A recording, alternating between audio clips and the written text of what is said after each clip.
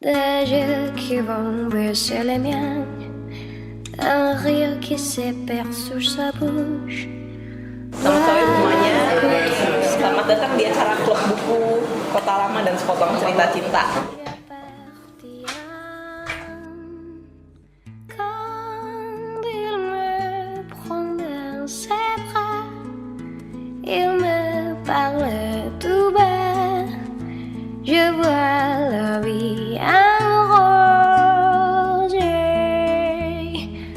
Il me dit des mots d'amour, des mots de tous les jours. Namanya Mbak Rara, dia proofreader di majalah Gagi, penerbit Gagas Media. Problem, you love me no longer. Paling suka bagian ketika Kartini memutuskan untuk tidak jadi berangkat ke Belanda. Menurutku esensi feminisme yang aku aneh gitu. Mama tells me I shouldn't bother, that I ought to stick to another man. Editor majalah Sande atau lokal Gading, terus dulu pernah kerja di HM. Jadi So I cry and I pray and I beg, love me, say that you love me. saya HM juga sama saya Ellen, fool me, love me, pretend that you love me, leave me, say that you need me. So I ini memperkenalkan Naomi.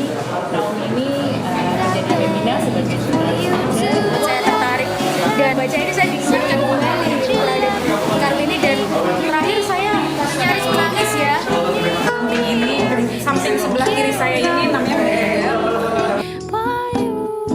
Bagaimanapun juga novel ini memang cikal bakal untuk mengetahui sejarah dulu sih. desperately pondered, spent my night. Novel ini bagus memberi pesan-pesan kemanusiaan dan membentuk kejiwaan yang baik buat anak. In another way to make you stay. Reason will not reach a solution.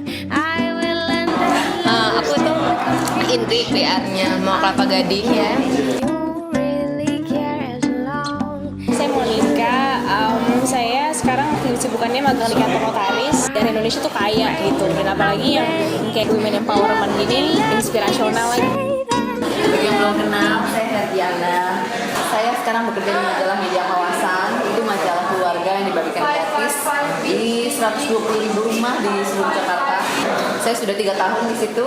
Sebelumnya saya di Femina Group, jadi barengan sama Naomi. Ini adalah buku pertama saya yang saya mulai dari tahun 2011. Lama.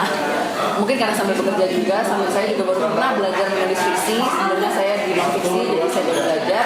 Saya banyak dibantu oleh editor-editor di Gagas. Dan saya senang sekali saat hari ini teman-teman bisa datang untuk membicarakan buku ini. Jadi terima kasih. Oke, tahun 2011 saya menemukan buku kumpulan surat Kartini. Jadi walaupun kita udah dengar habis gelap terbitlah terang dari zaman SD, tapi siapa yang pernah baca gitu kan ya, karena bukunya nggak ada di toko buku. Dan tahun 2011 tuh saya ingat ada bukunya, narasi kalau nggak salah bukan yang Armin Pane, jadi editan ulang gitu. Tapi terjemahan dari bahasa Belanda, bukan. Saya jadi kesengsem, saya merasa dihantui oleh sosok Kartini. Tapi kita tidak pernah tahu cerita dia seperti apa, dan ternyata di buku itu terungkap gitu. Dia punya impian, punya harapan. Saya merasa dekat gitu, saya merasa related karena sekarang 100 tahun kemudian wanita zaman sekarang pun masih punya impian dan harapan yang sama gitu seperti Kartini. Nah sejak itu saya cari buku biografinya yang ternyata sulit sekali, karena juga penulis biografi di negara kita kan juga jarang ya, berarti biografi pahlawan terkenal. Dan ternyata ada yang namanya Siti Semandari Suroto. Itu dia bikin biografi bagus sekali, dan saya nemunya di pasar buku bekas Plaza Semanggi di lantai 3. Itu nggak sengaja lagi nganter teman-teman jalan-jalan. Selesai saya baca, saya baru nges bahwa ternyata di halaman pertama buku itu ditandatangani oleh R.M. Budi Susalit, yang ternyata kalau lihat silsilah keluarga Kartini itu adalah cucu tunggalnya Kartini. Jadi buku itu pernah dia beli, dia berikan ke temannya gitu. Jadi dia tanda tangan. Jadi saya dari situ saya tahu, wah saya harus nulis tentang Kartini. Kemudian tahun 2012 akhir, pihak Gagas waktu itu editornya Christian Simamora menghubungi saya. Dia memberitahu bahwa Gagas mau nulis tentang lini time travel, perjalanan waktu. Nah dari situ saya dapat ide, oh iya perjalanan waktu. Berarti kayaknya dari sini saya bisa masukin Kartini bertemu dengan gadis modern. Dari saya ajukan ke Gagas dan diterima. Setelah itu saya bikin layoutnya, saya mulai menulis. Tahun 2013 saya berangkat ke Jepara, saya berangkat ke Rembang. Naomi di sini juga pernah napak tilas untuk majalah Femina, kan saya lihat juga tulisannya. Saya ke sana, terus saya pulang dan saya mulai menulis lebih fokus. Dan akhirnya terbitlah buku ini tahun 2015. Baru saja fresh from the oven. Seperti itu cerita. Saya suka segala hal tentang perempuan gitu kan, karena waktu skripsi juga tentang gender dan apa segala macam gitu kan. Pas aku Mbak Yud kan dulu kan ini namanya Putri Jepara kan judulnya. Judul awalnya. Waktu itu Mbak Yud belum tahu nih kalau aku ternyata suka banget sama isu tentang women dan gender gitu kan. Pokoknya mau ya udah gitu kan, ya udah lo aja yang proofread. Suka banget sampai kadang-kadang aku lupa kalau aku lagi proofread, jadi udah kelewat 100 halaman. Ini proofread gitu, jadi balik lagi gitu kan, ngecek. Aku suka banget sih, ini seperti membungkus sejarah tidak dengan textbook. Ini juga pernah dibaca oleh pembaca-pembaca di Bandung, di Jakarta gitu kan. Mereka juga bilang ya setuju gitu kalau misalnya buku ini memang seperti buku sejarah yang bertuturnya tidak seperti historical textbook gitu kan. Jadi kalau misalnya benar sih kata Mbak Enda, kalau misalnya ini dijadikan misalnya buku untuk lebih mengenal Kartini misalnya ditaruh di sekolah sih aku setuju gitu, karena memang kontennya aman dan kayak informasi banget gitu, tapi tidak so pintar gitu, maksudnya nggak karena harusnya kan kalau novel fisik kan memang harus bercerita, harus harus bertutur. Say that you need me, so I cry and I begged for you to love me. Say that you love me. Go on and fool me, I can't care. Apa yang kau pikirkan? Tanya Kartini soalnya Kartini sendiri, buku bercerita sendiri. Ayahku pergi meninggalkan aku dari waktu aku masih kecil. Dia menikah lagi dengan perempuan lain. Aku dibesarkan sendirian oleh ibuku. Ayahmu juga berpoligami. Aku berpikir sebentar, ada benarnya berpoligami karena papi dan mami belum bercerai secara hukum. Mereka hanya berpisah. Aku baru sadar, ini juga hanya saja kedua istri ayahku tidak tinggal bersama. Pria di mana-mana sama aja. Kata Kartini. Belum bisa berdamai dengan ayahku. Kamu kok bisa sih tidak membenci Romo? Jika aku sudah lahir ketika Romo akan berpoligami, aku pasti akan mencegahnya. Tentu saja aku benci poligami, tapi aku tidak bisa membenci ayahku. Aku benci perbuatannya, tapi bukan orangnya. Kamu sendiri bagaimana? Tanya aku kepada Kartini. Tidak, tidak. Aku tidak akan kawin selama-lamanya. Walaupun suatu hari nanti kamu bertemu dengan seseorang yang cocok dengan jiwamu, Kartini tertawa gitu ya. Pria seperti itu tidak ada di sini. Pria bangsa kita memandang rendah pada kaum perempuan. Aku tidak tahan diperlakukan begitu. Aku teringat mami. Ya, juga aku juga percaya bahwa pernikahan hanya membawa sengsara. Lihat saja orang tuaku. Mandiri adalah jalan terbaik bagi seorang perempuan. Betul sekali ya. Aku senang kamu sependapat. Tapi tidak semua pernikahan seperti itu kan? Pernikahan Kartini bahagia. Kataku, Kartini terdiam. Sebenarnya, aku memimpikan sosok pria yang bisa memahamiku, yang akan membebaskanku mengejar cita-cita.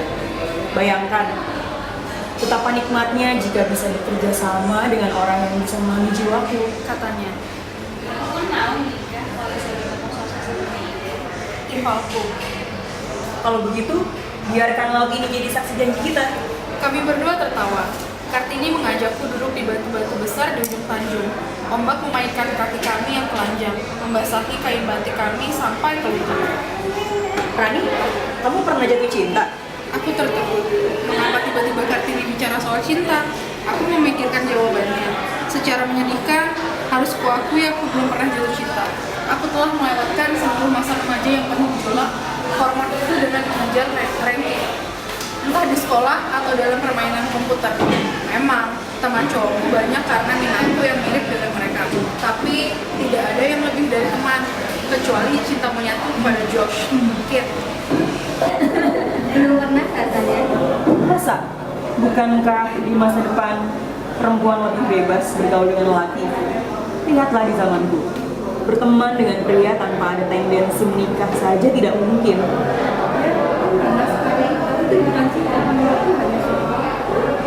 Ceritakan tentang pria yang kau sukai.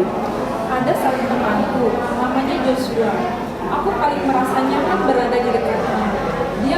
Dia bisa membuatku tenang. Dia juga tahu hari-hari burukku dan kisah keluarga. Aku suka matanya, senyumnya yang kanak-kanakan, dan caranya yang selalu mengalahkanku dalam depanku. Kartini menatapku lekat-lekat. Dari yang aku dengar, sepertinya itu cinta.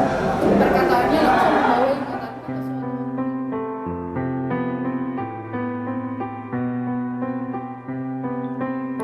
Aku juga punya pesan untuk kamu, Ngap. Ampunilah ayahku, katanya. Nikmatilah hidupmu. Jadilah gadis yang selalu bekerja tidak hanya untuk kepentingan dan kebahagiaan dirinya sendiri, tapi juga untuk kebahagiaan sesama.